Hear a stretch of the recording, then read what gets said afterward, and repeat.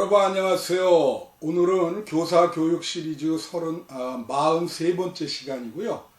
신앙 발달의 과정 5번째 시간으로 이제 신앙 발달의 과정을 마무리하려고 합니다. 지난 주간에 그 제임스 파울러의 그 신앙 발달에 신앙의 개념에 대해서 주로 얘기했고요. 오늘은 구체적으로 들어가서 제임스 파울러가 신앙 발달 단계를 어떻게 나누고 그 나눈 단계의 어떤 구체적인 신앙의 내용이 무엇인지 그것을 알아보려고 합니다.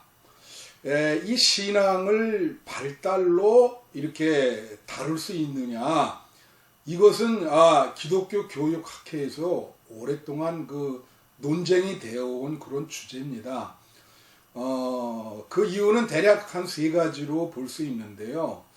일단 신학이라고 하는 것이 무슨 발달적인 측면도 있지만 신학적으로 보면 우리가 이걸 계시라 그러는데 이게 계시적인 측면, 은총적인 측면이 있다고 하는 거예요. 신앙이 그러니까 하나님의 계시로 이렇게 주어질 수 있다고 하는 것이죠. 또 하나 이제 신앙이라는 것이 항상 발달만 하는가? 그렇지 않습니다. 퇴행하거나 신앙에서 벗어날 수도 있어요. 그 신앙 교육을 우리 어린이들과 청소년 잘 시켰는데 대학부나 청년부에 와서 교회를 떠날 수 있습니다. 실제로 그런 학생들이 꽤 많이 있죠. 그러니까 이런 어떤 신앙이 발달만 하는 게 아니라 퇴행할 수도 있고 포기될 수도 있다라고 하는 점에서 이제 논쟁이 되고요. 마지막 하나는 신앙이 이렇게 점진적으로 발달하는 것이 아니라 이렇게 갑작스럽게 회심을 한다. 그래서 이 발달론이랑 회심론이 서로 이제 논쟁을 하고 있는 것입니다. 그 회심론의 대표적인 기독교 교육학자는 제임스 로더라고 하는 그런 분입니다. 자, 그러면요, 우리가 이렇게 신앙을 발달론적으로 볼 때에 기독교 교육학회에서 이런 논쟁이 있는데요. 그러면 그 논쟁은 이제 왜 그러면 파울러는 신앙을 발달론적으로 본 건가? 그것은 중요한 게 뭐냐면 그러면 신앙이 의미하는 게 뭐냐? 그 신앙에 대한 정의가 서로 다르기 때문에 그러한 결과가 빚어지는 것입니다. 그래서 지난주에 그 파울러의 신앙의 그 정의에 대해서 신앙 개념에 대해서 나눈 거예요. 파울러는 이 책, The Stage of Faith, 신앙의 그 발달 단계, 이 책을 이제 이 책에 부제가 있습니다. 이 책의 부제는 뭐냐면 인간 발달의 심리학과 의미의 추구예요. 여기서 파울러는 신앙을 의미를 추구하는 행위라 그렇게 규정짓고 있습니다. 그럼 신앙을 의미를 추구하는 행위라 그럴 때 그거는 누구나 다 신앙을 갖고 있다고 볼 수 있어요. 왜냐하면 이 세상에서 의미를 추구하지 않는 사람이 거의 없죠. 인생의 의미를 다 추구하게 되어 있습니다. 그래서 파울러는 이 신앙이 보편적이라고 하는 거예요. 그래서 이 보편적인 신앙 개념으로서의 발달을 다룬 겁니다. 그럴 때는 우리가 신앙이 발달될 수 있다. 이 파울러의 개념으로는 이제 그렇게 보는 거죠.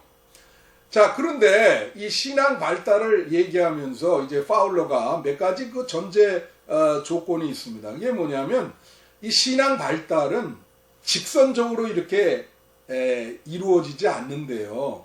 이 신앙 발달은 직선적이 아니라 나선적으로 이루어진다. 그렇게 봤습니다.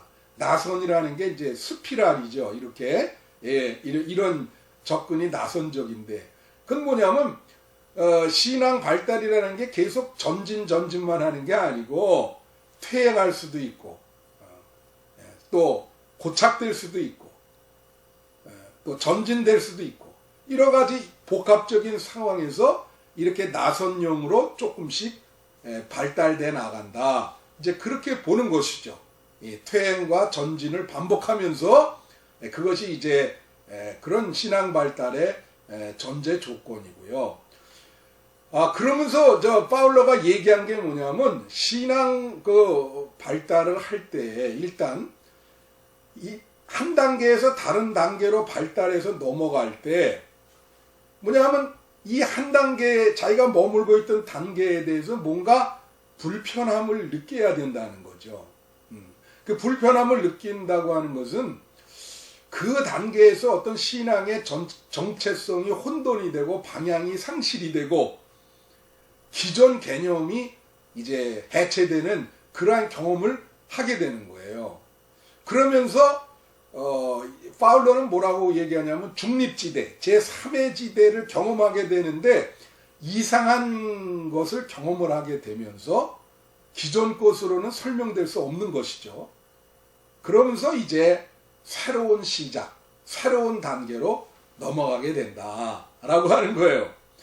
자, 이거는 있잖아요. 인문학에서 교육학이나 이게 다 비슷해요. 예를 들면 여러분 지난번에 얘기했던 헤르바르트의 교수학습론에 보면은 구관념을 갖고 있었는데 신개념이 나타났어요.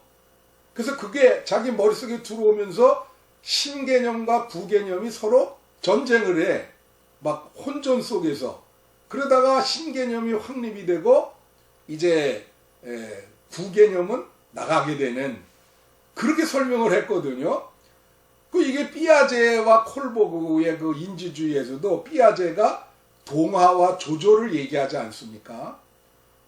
이제 기존 개념이 허물어지면서 새로운 개념이 들어올 때 그거를 조절하죠. 적응하기 위해서 동화되거나 조절을 하는 그러한 거를 삐아제가 그거 비슷합니다.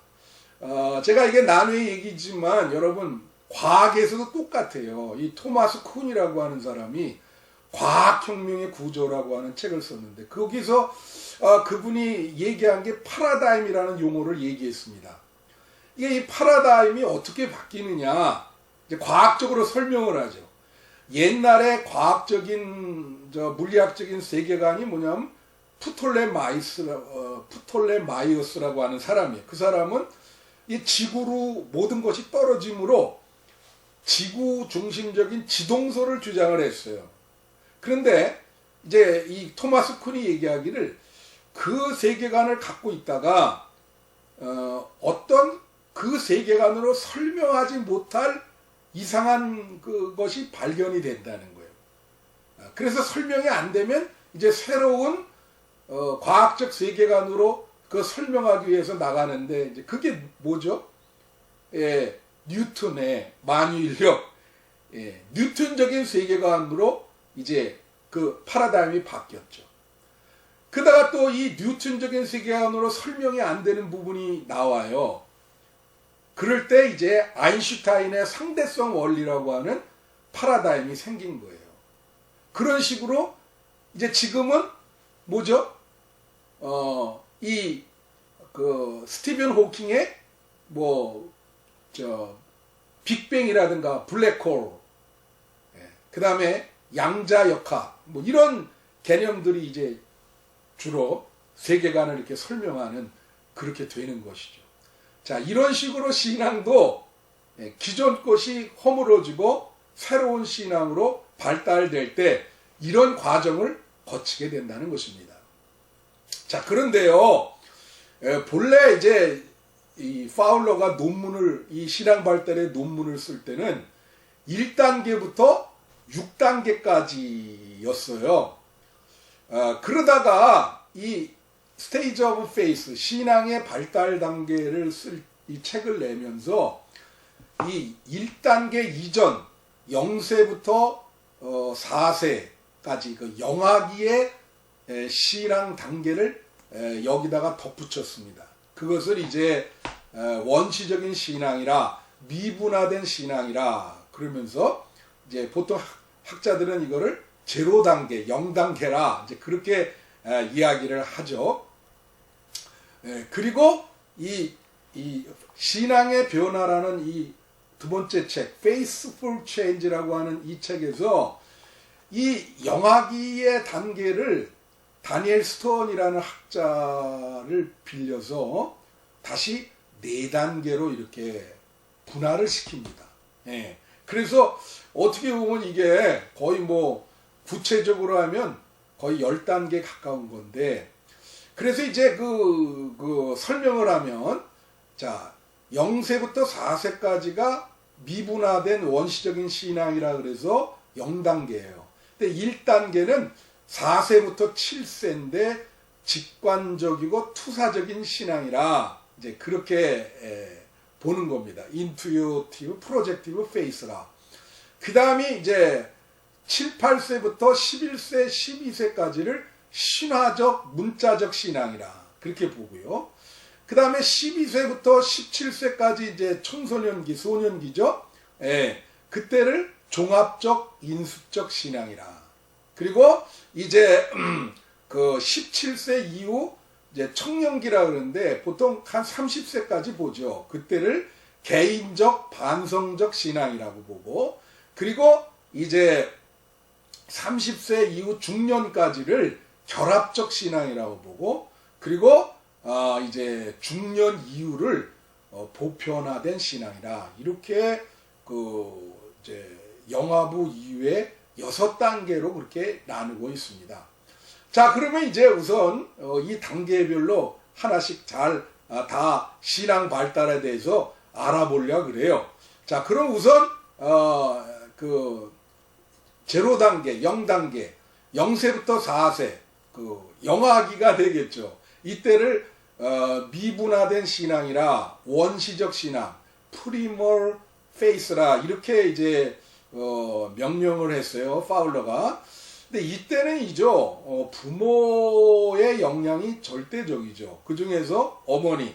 그러니까 어머니가 잘 돌봐주면 어머니에 대해서 신뢰를 갖게 되고, 그래서 이때 이제 그 여러분 에릭슨이 알다시피 신뢰감이 생기고, 그리고 희망을 갖게 되고, 그리고 어머니와의 상호성을 통해서 이제 관계를 터득하게 되는 아주 중요한 그런 시기예요. 그래서 이 어머니와의 관계가 굉장히 그 중요한데, 이 어머니가 옆에 있으면 마음이 안정적이고 어머니가 옆에 없으면 불안하죠.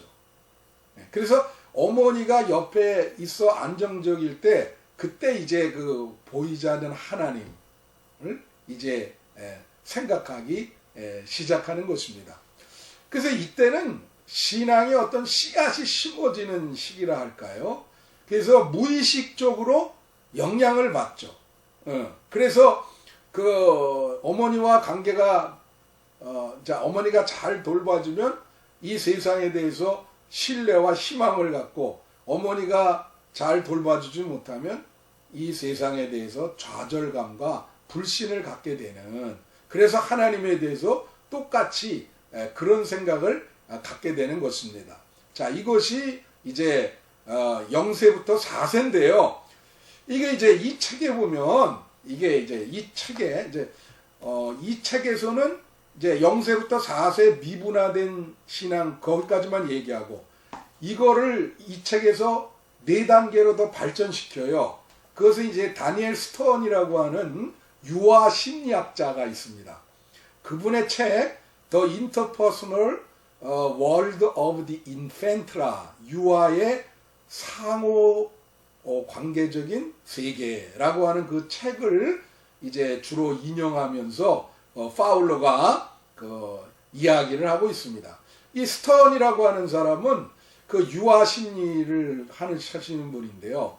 주로 0세부터 4세까지 이거를 이제 정신 분석학적인 접근, 발달 심리학적인 접근, 구조주의, 삐아제나 뭐 이런 그 사람들처럼 구조주의 접근 이렇게 세 가지로 어떤 전인적인 접근을 이제 스턴이 하고 있습니다.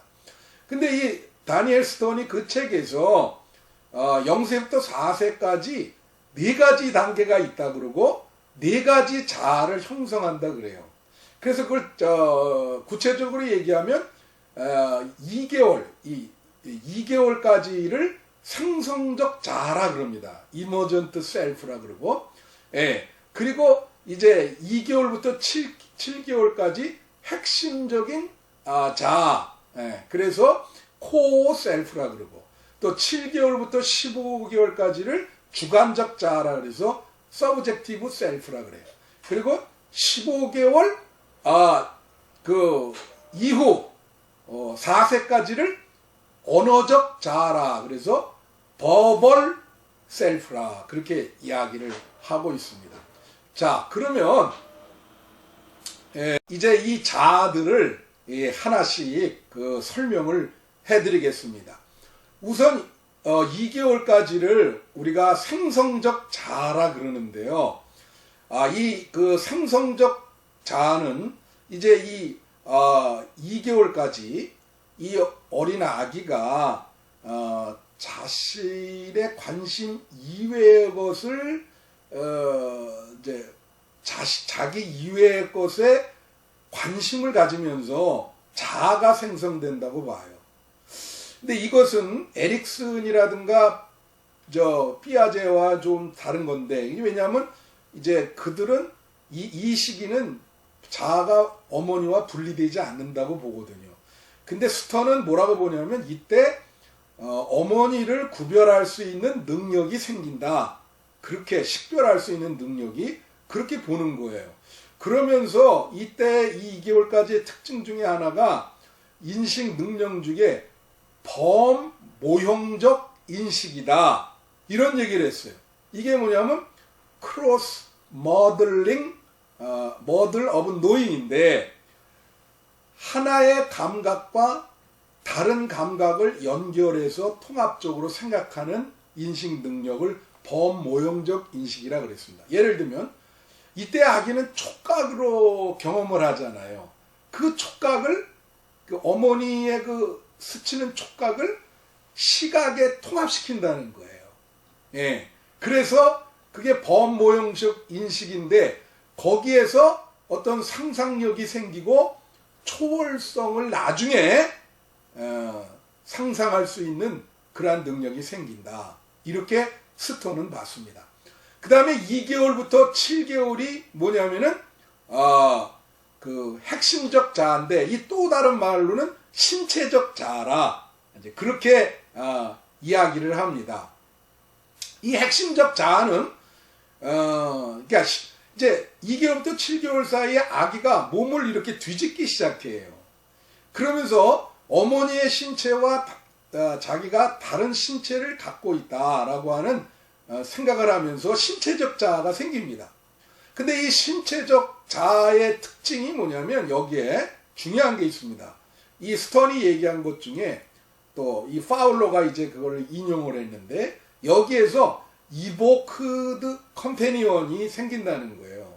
이보크드라고 하는 말은 뭐냐면 떠올리는 컴패니언, 동료, 동료가 떠오른다, 그런 의식이거든요. 이게 무슨 뜻이냐면, 어머니가 이제 동료로 의식이 되면서 어머니가 옆에 없어도 어딘가에 있을 것이다 라는 그런 의식을 갖게 된대요. 이게 이제 이보크드 컴패니언인데, 자, 이것을 통해서 이 핵심적 자아, 신체적 자아 이 계통에서 어떤 생각을 갖게 되냐면, 이제 나중에 보이지 않는 존재에 대해서 믿게 된다고 하는 거죠. 예. 그러면서 신의 임재, 하나님의 임재, 이제 이 파울러는 이걸 누미니어스라 그랬는데, 이 신의 임재를 느끼게 된다. 이제 그렇게 보는 것입니다. 자, 그 다음에 세 번째 자아가 이제 그 주관적 자아인데, 이거는 아기가 자신의 감정을 어머니의 감정에 이렇게 맞추고 이렇게 조절하는 거예요.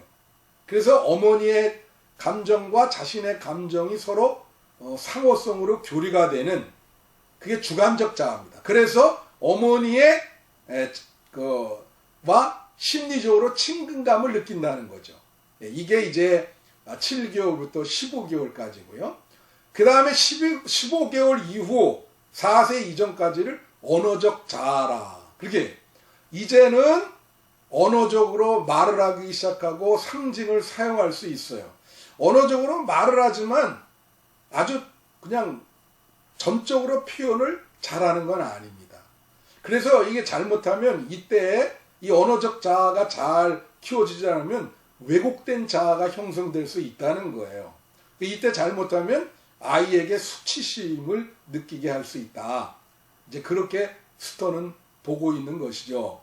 자, 이것을 통해서 이 파울로는 이렇게 생각했습니다. 이런 유아기의 자아 발달이 종교적인 신앙의 형성에 많이 영향을 준다는 거예요.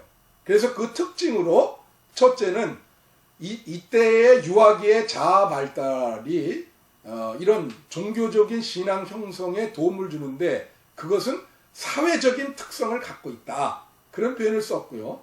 그 다음에 두 번째, 파울로는 뭐라 했냐면 이 자아 발달이 종교적인 자아로 형성되는데 결정적인 것은 어머니의 역할이라는 거죠. 어머니의 영향력이 굉장히 크다라고 하는 거예요. 그리고 세 번째는 이제 모형적 인식과 생성적 자아에서 그리고 evoked companion, 동료 의식이 결국은 보이지 않는 하나님의 임재를 느끼게 해주는 것이다. 그렇게 얘기했어요.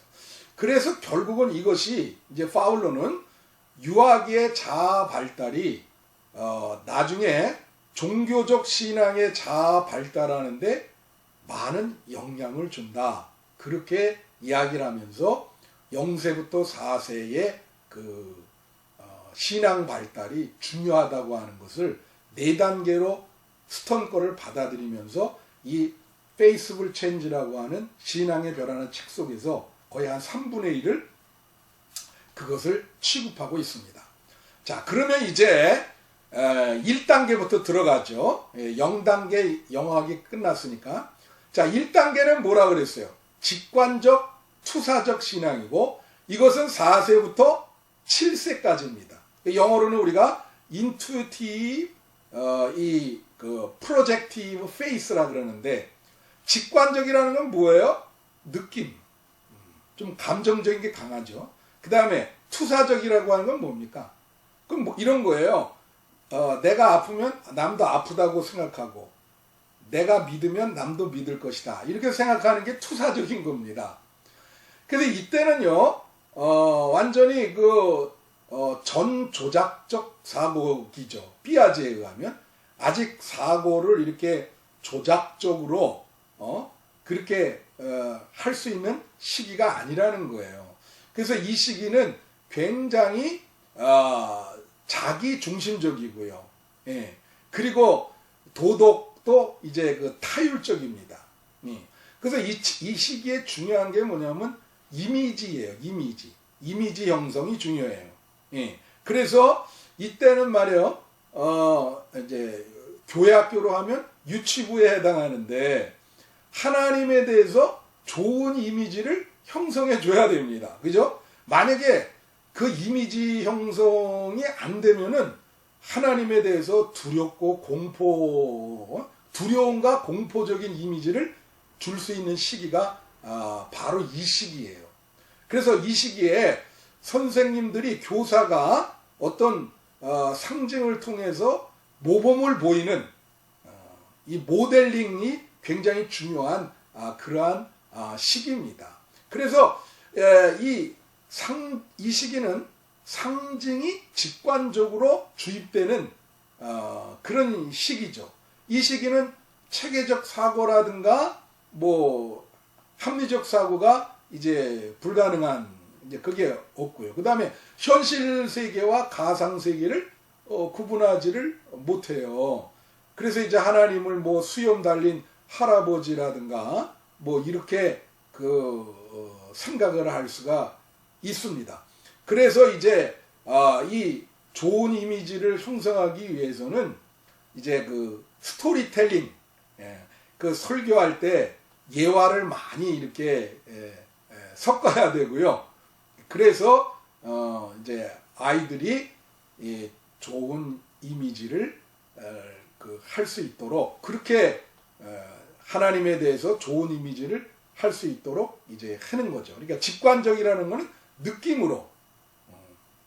느낌으로 그렇게 신앙을 받아들이게 된다 라고 하는 거예요. 그래서 그게 이제 직관적 투사적인 신앙입니다.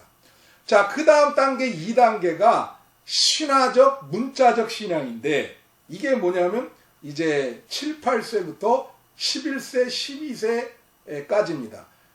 우리 나이로 보면, 교회학교 나이로 보면 초등학교에 다니는 아이들이죠. 자, 여기서 이 신화적이라고 하는 게 뭐죠? 그리고 여러분, 그리스 신화, 막 신들의 이야기 있잖아요. 이게 신화적이에요. 문자적인 거는 문자에 집착한다는 거죠. 그래서 이때는요, 이제 구체적 조작적 시기예요. 그래서 아직 추상적 사고는 안 됩니다. 그냥 사물을 있는 그대로 보는 구체적 이제 조작적인 그러한 시기고, 이때는 이제 자기 중심성에서 조금 벗어나기 시작합니다. 그리고 관점 채택이나 사회적 인식의 범위가 좀 이렇게 확대되는 그러한 시기죠. 근데 이때 이제 공동체의 이야기를 잘 받아들여요. 이제 이제 신화적으로 이렇게 받아들이죠. 받아들이는데 그거를 해석할 때 문자적으로 해석을 한다는 거예요.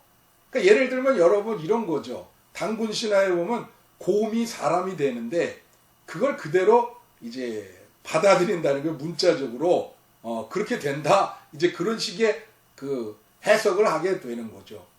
그래서 이렇게 이제 문자주의에 집착을 하게 되면, 그러면 율법주의적이 되고 배타적이 되죠.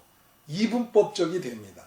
그래서 이제 나는 옳고 이제 너는 그르다. 이제 그런 식의 이제 문자적인 그러한 해석을 하게 되는 거예요. 그래서 이때는 말이에요. 잘못하면은 율법주의에 빠져서 행위를 통한 의로움을 주장할 수 있습니다. 그리고 이제 율법을 잘 지키면 좋은 신앙이고 그걸 못 지키면 나쁜 신앙이다. 뭐 이런 식의 이분법적인 사고를 하고, 그걸 예를 들면 뭐 술을 끊어야 된다. 그런 식의 생각. 그리고 술 끊고 교회에 와야 된다.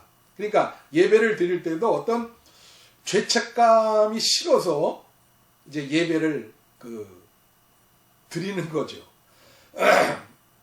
그래서 이때는 이 신화적 문자적 신앙인데, 어떤 책과 글에 집착을 이렇게 하게 되는 그러한 신화적 문자적 신앙이 이제 초등학교 시절이라고 보면 됩니다.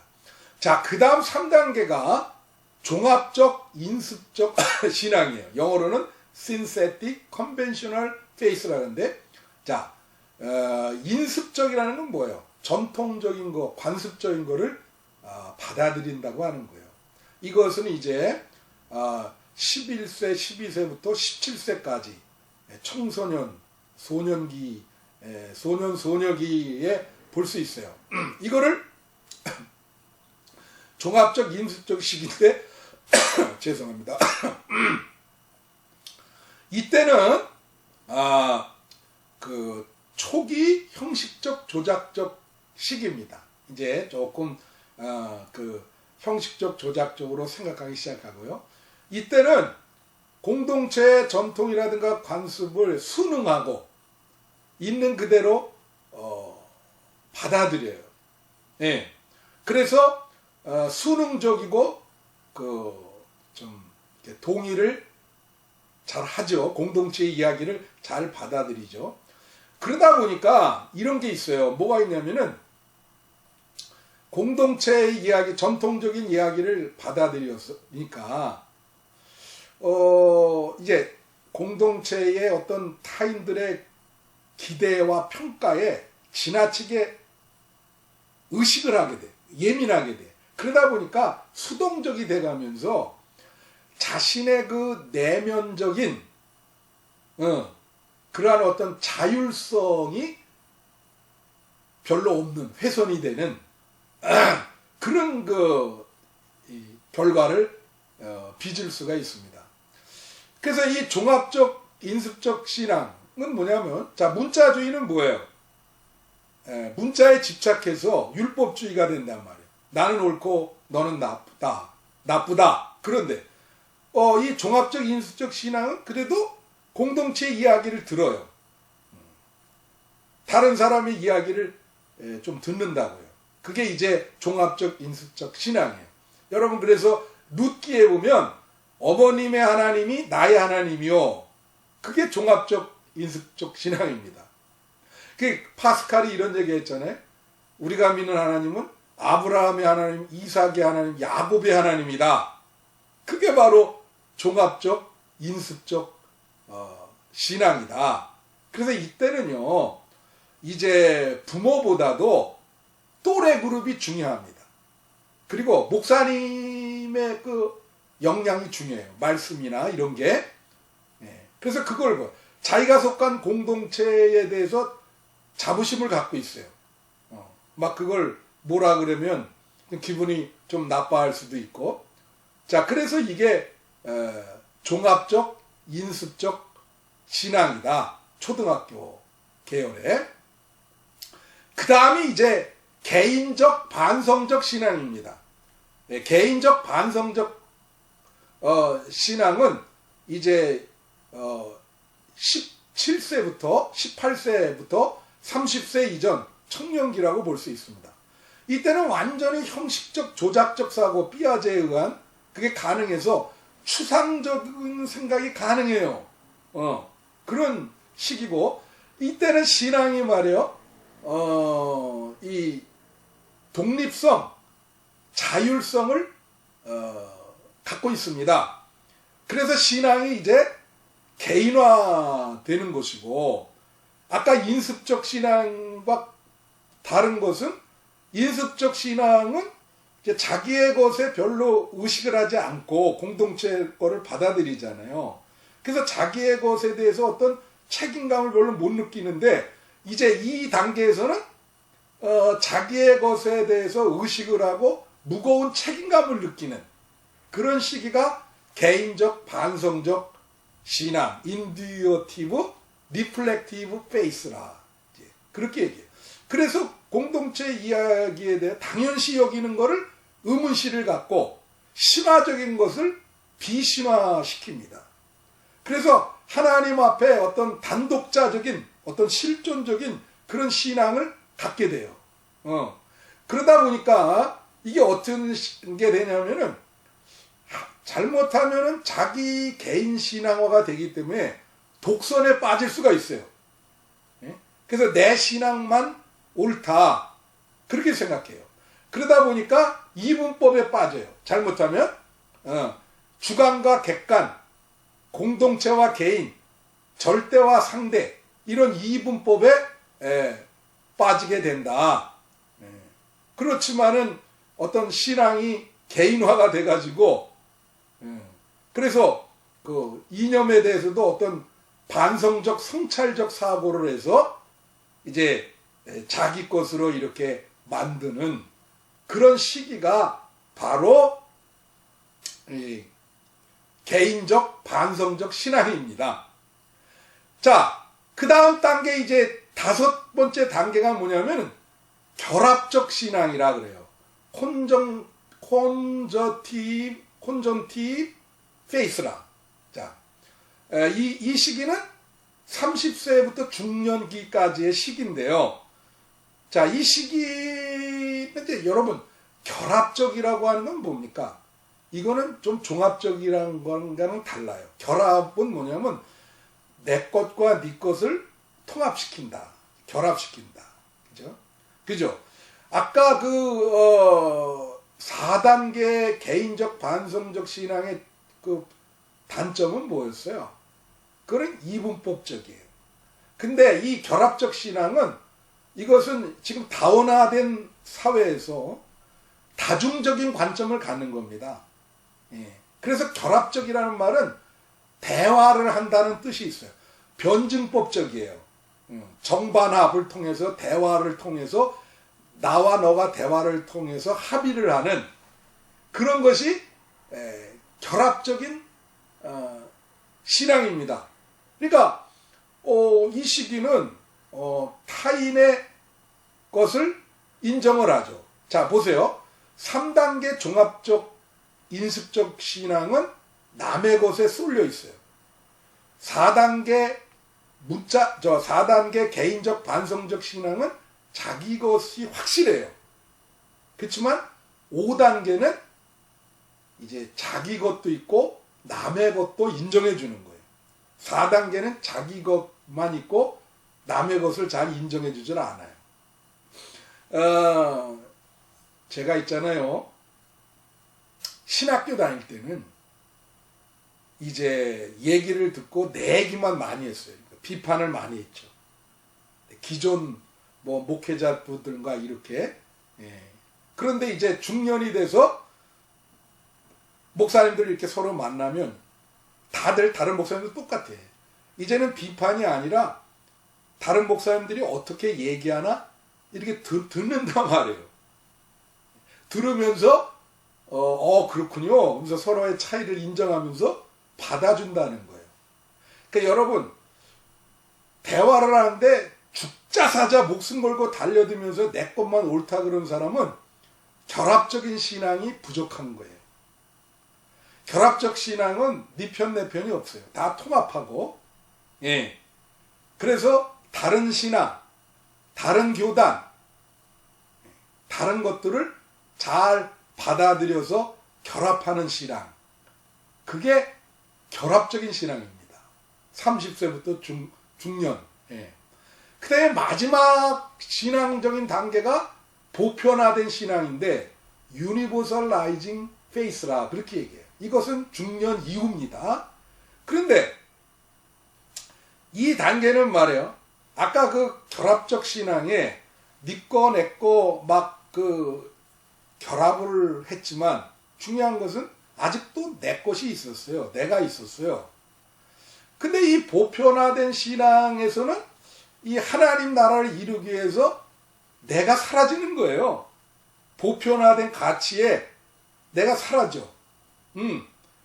그래서 이때는 말이에요. 이 결합적 신앙에는 아직도 자기의 안녕을 추구하는 것이 조금 남아있거든요. 근데 이 보편화된 신앙에는 그게 딱 없어지는 겁니다. 그래서 사랑을 말로만 하는 것이 아니고 행동과 실천을 통하고요. 자기의 비전을 이루기 위해서 순교자적인 삶을 삽니다. 세계관도 보편적이고 우주론적인 세계관을 갖고 있는 거예요. 이런 신앙은 가장 완전한 신앙인데 이런 사람 드물죠. 그래서 늘 얘기하지만 마더 테레사라든가 간디라든가 보네포 목사 같은 그런 분들을 이제 이야기를 하는 것이죠. 이런 분들은 참 드물어요. 그러니까 이제 하나님 나라를 이루기 위해서 자신의 삶을 희생하는 어떤 보편화적인 가치를 위해서 자신의 삶을 헌신하는 그러한 신앙이다. 이제 그렇게 보시면 되겠습니다. 자, 여기까지가 이제 6단계, 구체적으로는 7단계죠. 그런 신앙을 이제 이런 거를 말씀을 드렸고요. 자, 그러면 이 제임스 파울러의 이 신앙 발달론을 비판하는 학자들이 있습니다. 자, 이걸 어떻게 이제 한번 생각해 볼 필요가 있죠. 이 비판하는 학자들이 한 4-5가지로 이제 문제 제기를 해요. 첫 번째는 이 파울로의 신앙 발달 이론이 너무 주지주의적 또 인지론적으로 치우쳤다는 거예요. 그거는 아마 삐아제나 콜보크의 영향 때문에 이제 그렇게 될 수도 있는데요. 물론 이 파울로가 지정의 신앙의 3가지 차원을 인정을 합니다. 근데 그 구체적으로 발달하는 내용들을 보면 그게 인지주의적인 거에 치우쳐 있다. 그렇게 학자들은 보는 거죠. 그 다음에 두 번째 신앙 발달 이론의 비판은 뭐냐면 파울로의 신앙 발달 이론에는 자아 발달과 신앙 발달이 구분이 안 된다는 거예요. 그래서 이 자아 발달이 마치 신앙 발달처럼 이렇게 다루어져 있다고 하는 것이죠. 이제 그걸 보면 여러분 이제 파울로가 지난주에 얘기했는데 신앙을 설명하기 위해서 7가지 범주를 얘기했잖아요. 예를 들면 뭐 논리성, 그죠? 예, 관점 채택, 예, 그 다음에 무슨 그 세계관, 그 다음에 무슨 도덕적, 예? 사회적 인식의 범위, 예, 그 다음에 뭐예요? 권위의 소재, 예, 그 다음에 뭐예요? 또 상징, 뭐 이런. 근데 그 중에서 한 3-4가지는 그거는 뭐 신앙 발달이 아니라 한 4가지 이상은 자아 발달을 다루는 개념이라는 거예요. 그래서 그 펜하우트라고 하는 미국의 기독교 교학자가 비판하기를 파울로는 신앙적인 암과 일반적인 암이 구분이 잘 안 된다. 신앙 발달과 자아 발달이 구분이 안 된다는 거예요. 그래서 애매모호하고 이게 자아 발달인지 신앙 발달인지 그 개념이 모호하다. 그렇게 비판합니다.